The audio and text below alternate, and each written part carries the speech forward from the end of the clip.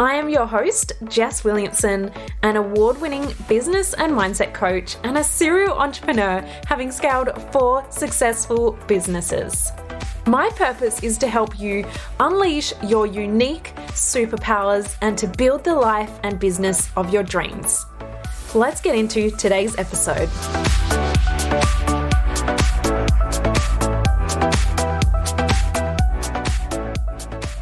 Today I have a very special guest, my new friend, Breanna. We connected at the end of last year when I was on her podcast, Miss Mindset Podcast. And since then, we've just continued to connect online. And it was recently that we got to both speak at an event together, which was so much fun to finally connect in person and bring that virtual relationship into the real world. But she is just a ray of light. You're going to feel her energy radiating from this podcast episode. But it was such an amazing chat that we've had on this podcast. So get ready because we are diving deep into how to create a thriving community of raving fans. And this stemmed from Breanna's background in being a teacher and how schools, or she was creating an amazing classroom culture where people really felt like they belonged. And so she's going to share all the goodness on how you can do that, how that can translate into your business in this episode. So we're going to get started.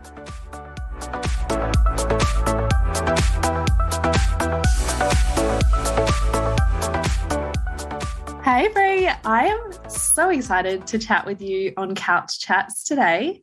Hi, thank you for having me. I'm excited to be here. I know that we could talk for a very long time, like we already have. So I'm going to try really hard not to go for days. Yeah, so we've had like a 20-minute conversation off the record. So we could be here all day, but it's been so awesome connecting with you. I was on your podcast a few months ago now, probably, time flies.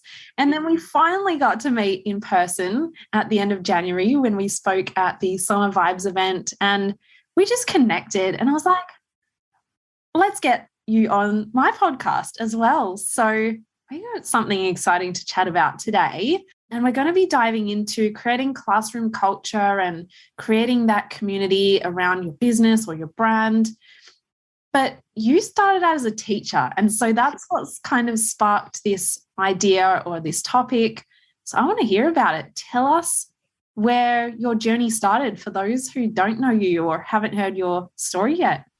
It's so interesting. And I was saying just off air, like nobody's actually asked it in this context. Like, you know, I've got a business that's got such a strong and awesome community around it. When you asked me, like, how did you create that culture and community and what did you learn from the classroom sort of thing? It was such a cool way to sort of point those two things together. And I'd never consciously considered it because it's something I do so unconsciously.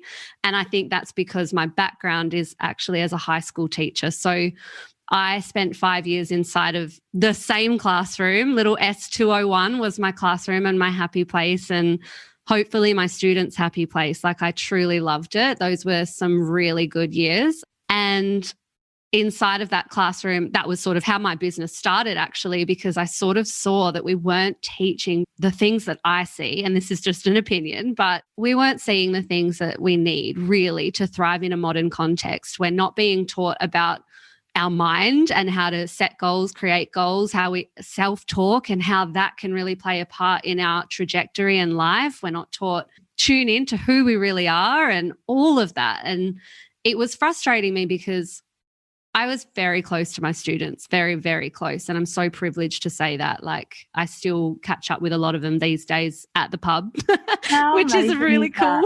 Like, how many teachers do you go to the pub with? I don't think there's many teachers out there that bring that sort of essence or connection to their students like sounds like you did. And it has changed, you know, like now in year 12, they're 18, they're turning 18. So getting them ready for life outside of school and like deeper chats outside of Shakespeare, outside of essays, outside of all the boring curriculum. I was like, what do you want out of life? Like, what lights you up? What doesn't? How are you feeling? What's going on with you? Like, that was always more important to me, which is why I had to leave teaching English. But yeah, like I'm so blessed that I get to still speak to a lot of them. But I was just getting frustrated essentially at the stuff that's not taught. So that's how my business grew. And like you sort of pointed out to me, which I'd never quite really consciously done, I sort of have brought that classroom culture that I kind of naturally created inside of S201 and adapted it to my business, because community and connection, like when I look at my values personally and in business, connection, real, genuine, authentic connection, establishing that for everybody, that's my number one value. So it has come across in my business, and being in the classroom, I think, really did help that. Amazing. So how did you start with that? Like not every teacher that graduates from uni and starts teaching has that kind of essence or that kind of approach to teaching. Did you find your own studies, or did you just do it naturally, or how did that start to come about with your interest in mindset and the greater picture of life? That's such a good question. I honestly think a lot of it is quite natural. Like I am a people person. I love people. I always have. I was always a social butterfly. Just love being around humans, basically. So a lot of it was unconscious. But then, of course, as I started coaching and going deeper into mindset and really trying to understand, a lot of it came from further studies and doing my NLP. So that was really helpful, understanding the way the brain works and how humans tick. And then outside of that, like I am a nerd. I love learning and reading and teaching and all of this stuff. So I went down massive rabbit holes just in terms of psychology and connection and all of that. But I think, yeah, really it was something that was just quite natural because I love people. Yeah. Wow, that's awesome. So you've brought your natural tendencies into your business now, which is just amazing, watching the community that you've built online and through your programs. So tell us how you cultivate, or tell us your tips around building classroom culture or a community with a brand, because we hear it all the time, be authentic online and show yourself. And so people are trying to follow these 1-2 steps on authenticity or creating a community, or they're so focused on growing their following that they forget the essence at the core of it. So I'd love to hear your take on that. That's so true. It's so interesting, isn't it, that sometimes social media becomes less about social connection and more about numbers, which is not what it was there for. But yeah, I guess the how, honestly, you have to care about the people. Like you have to just genuinely care about how they're feeling and how they're tracking. And you have to put your clients first, always.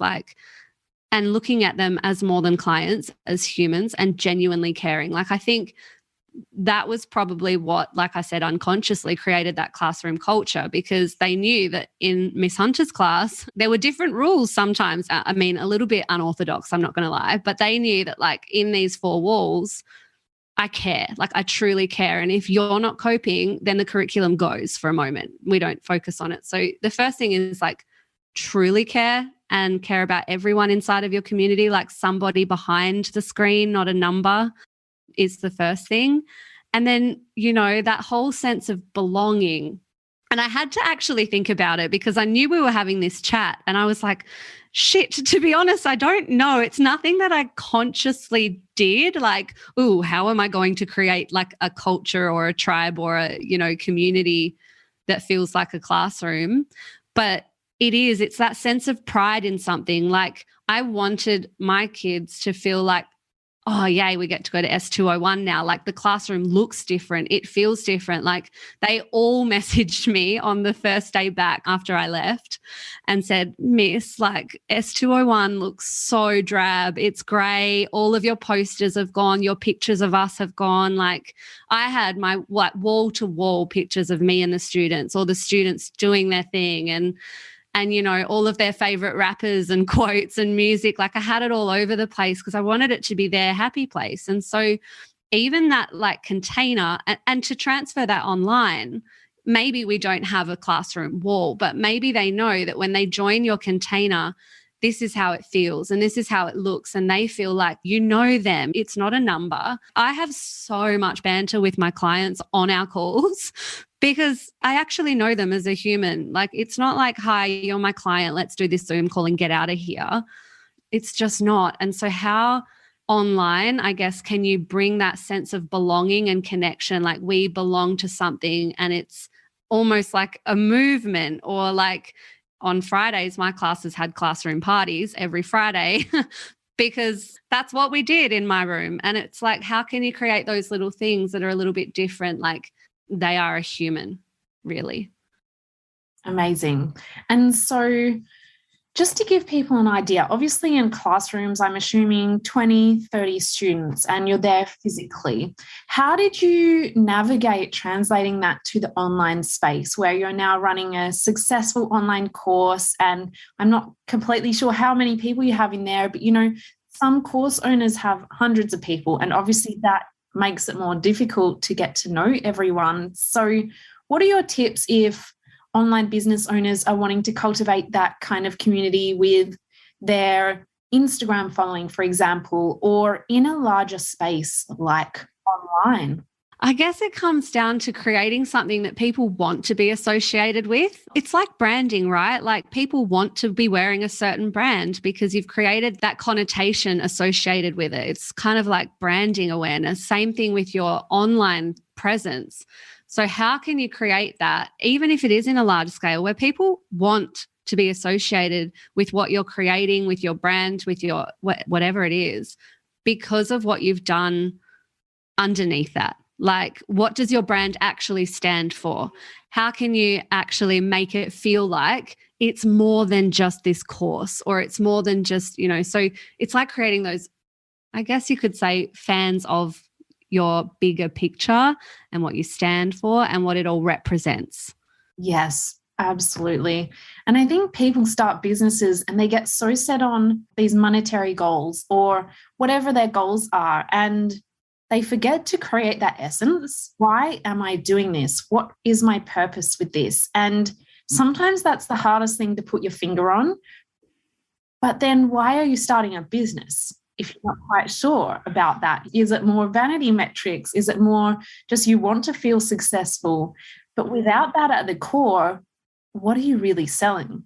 Yeah, so true. Because it's always something deeper than that. If you're selling a product, even like your swimwear, it's a feeling that you get when you're in the swimwear. Like, it's, I feel pretty, or I feel confident, or whatever. Or if you're inside of my course, Level Up, it's like, you know, I'm doing the scary things. I'm creating my dream life. I'm in this tribe of other women. And it's like, we are all in this together, myself included. Like, I don't pedestal. I'm not up here teaching you and coaching you from up. I am doing it with you. And so it's that togetherness. I guess that was the same in the classroom. I'm literally just like having these moments now as I'm putting it together with the classroom, but it was the same in the classroom. I am not your superior. Like, I'm not here to tell you, you will respect me and these are the rules. I'm one of you. I respect you and I want the same back. You know, the communication that you give to people is the communication you get back. So it's the same inside of my business. It's like, I'm here doing the stuff. I'm living and breathing this brand and what it represents. And because of that, people are like, they can really feel that it's so genuine and authentic. And I think, you know, in terms of holding space for a larger community or 100 people in your course or whatever, there's so many little ways. Like, you know, when you think of school, you're the graduating class of 2021, or you're the graduating class of, in my case, '08, because, and I can't believe how long ago that was, but like, it gives you an identity. That's who we are. And you can do that in your courses. You're the graduating course of this round, or you're the alumni. Like, schools do a really good job of creating culture, some of them.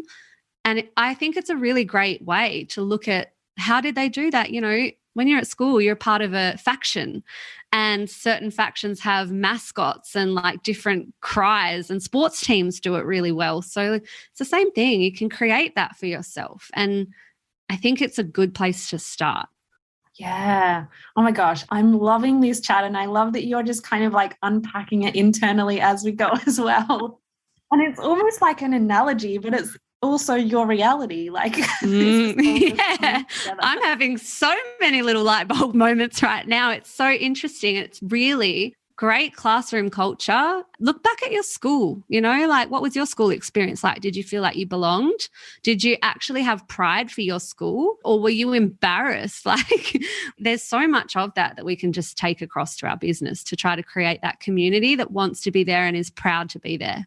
Yeah, I think just on that, that's an interesting question. Were you proud of your school or were you embarrassed? I feel like people have so many mixed emotions when it comes to school. People might be triggered by that question, or maybe they're like, yes, I was so proud. And there's so much that we could unpack just on that topic. But when you think back to your school experience, was there anything through your school journey that allowed you to be where you are today?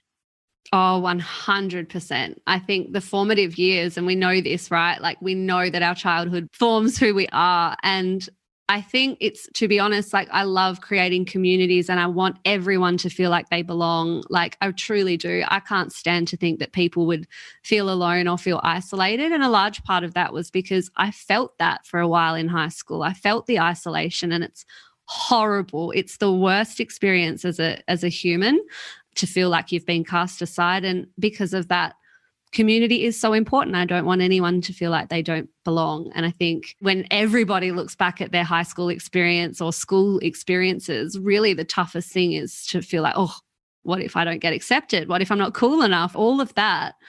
And I think that's definitely come across inside of my business for sure. Amazing.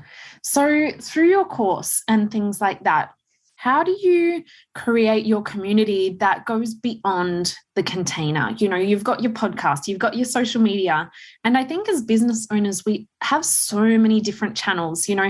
That's how we got to connect in person at a physical event. And then we're here on a podcast, and then we're on Instagram. And how do you take that community culture outside of the course structure and bring it into your other channels for marketing as well? Because we're seeing these trends, people are saying be more down to earth or more authentic or connect more with your audience. I feel like, what the hell does that mean? It's like buzzwords, So what is your definition of that?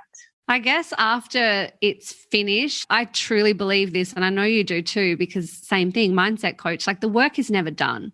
The work is never done, and you never just arrive and think, oh my gosh, like my course is called Level Up Your Life, but you don't get to the end of the 12 weeks and go, okay, I've leveled up my life, I'm done forever. That's not how it works. So even just pre-framing that in the beginning so that people know like this is an ongoing journey, and it's something that they will think of every single time it happens again and it happens again. And then outside of that, there's all these little nuances, once again, that I didn't realize consciously I was doing. But like the song Level Up, I can't tell you how many times people will message me a year later and go, oh my God, I just heard that song. And like, it just instantly makes me think of your course or your program, or tiny little things like ongoing jokes where it's become a bit of a joke that like I accidentally, not accidentally, but I was just real passionate at one moment on a coaching call. And I said to people like, I don't care if you're shitting yourself, buy a nappy and then keep going. And so now I get people that will see a nappy and send me a picture. And it's like these little tiny anchors that they have in their life. Or for Level Up, that song, people think of the experience. And it's the same thing, with school and classroom. If you were to ever see your classroom colors or your faction colors, you think back to that time, and it keeps that ongoing omnipresence, I suppose. And did you ever play the song, or was it simply the name? I played it so many times. So when people join up, I'm always on stories being an absolute dickhead and embarrassing the crap out of myself all over the beach, like down at my local beach. I'm like dancing and I've got people's names written down and the Level Up song plays. So during the time when I'm opening the doors for that program, I reckon people that are on my stories for that week would just be like, please go away with this song. But it is what it is. Yeah.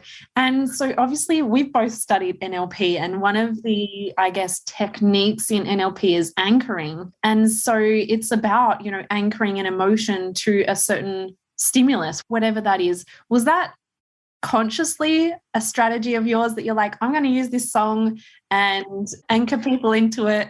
Or was it just like, I like this song, it has the name of the product in it? Yeah, it was so unconscious. Like honestly, a lot of the stuff that I've done, and people, it's so funny because people go, how did you do that? And I'm like, oh shit, it's the things that we're naturally, is our natural zone of genius. We don't try. It just happens. So then it's hard to teach people because you're like, oh, okay, I've got to think about how I did this. But yeah, the answer, it's never really a conscious thing, really. I just thought of that song when I thought of the course name, and it's kind of, yeah, but exactly like you said, it's now that I realize that I've just anchored. Yeah, but that's amazing because by you being silly or dancing, it's creating an emotion for the people watching it. And although you've done this subconsciously or unconsciously and just naturally, which is the best way, but it shows that these kind of strategies work deep into our psychology, and although all of this has come to you so naturally, I'm obsessed with like psychology and consumers and all of this. I thought I was going to be a psychologist one day until I realized you've got to talk about scary stuff. So I was like, no thanks. So I did marketing instead. But it just goes to show that humans' brains all work in a similar way. We all want to belong. We all want to fit in or find that community. And I think you've just done an incredible job at doing it so naturally and that you hadn't had to think about it so much. But it's really been so fun to unpack some of this with you. And I'm seeing your brain tick away as we're going.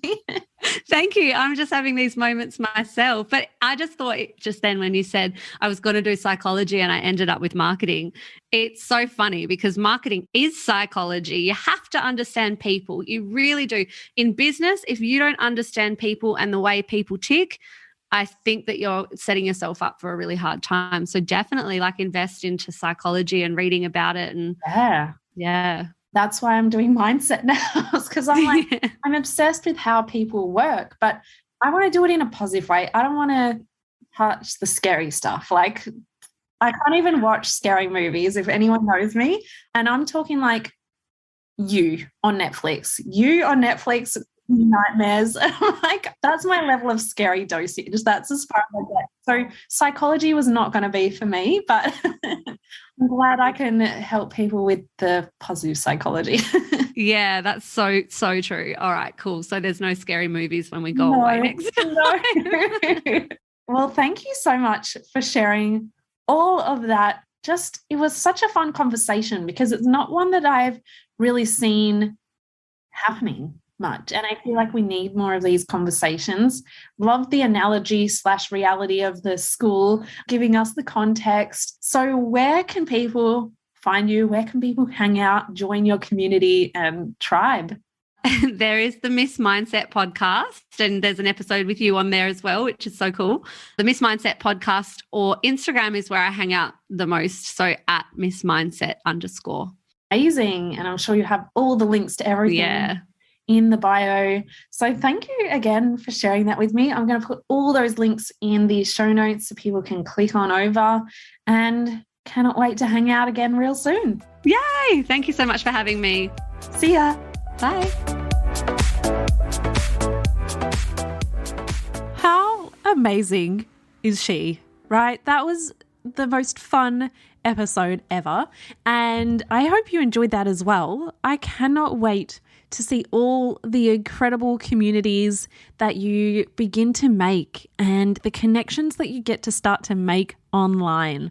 So what I would love to ask you is, if you did enjoy this episode, make sure you screenshot it, share it to your social media, and tag me at Jess.Williamson8 and Breanna at MissMindset _ And I wanted to remind you that I have a bunch of free resources to help you grow your business in a way that feels good. That doesn't mean you have to burn out and sacrifice your lifestyle along the way. These free resources are a mixture of workbooks, video lessons, audio lessons. You name it, there's some resources on there for you, and I am updating these all the time. So these resources go deep to help you really work through and grow your business in a way that feels good for you. So go and check them out. The link is in the show notes. Otherwise, head over to jessicawilliamson.com.au and click on the free resources tab to see what's over there. In the meantime, have the most amazing week, and I will see you on the next episode.